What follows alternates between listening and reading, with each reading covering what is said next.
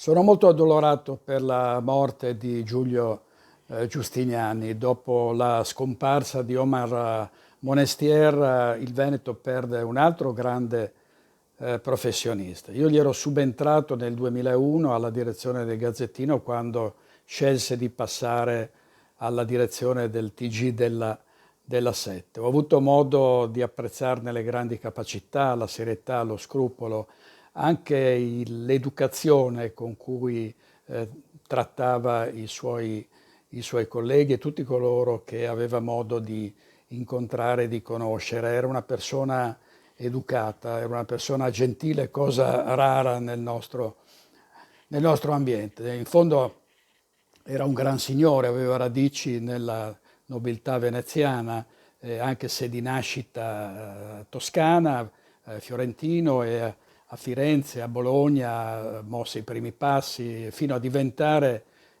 attraverso la stampa quotidiana, il vice direttore del Corriere della Sera e dopo la prestigiosa direzione del Gazzettino di Venezia, il quotidiano del Nord-Est. Perdiamo un collega importante, davvero di altissimo livello. Io perdo anche un amico e quindi esprimo proprio le mie più sentite condoglianze alla moglie Elisabetta e a tutta la famiglia Nonino.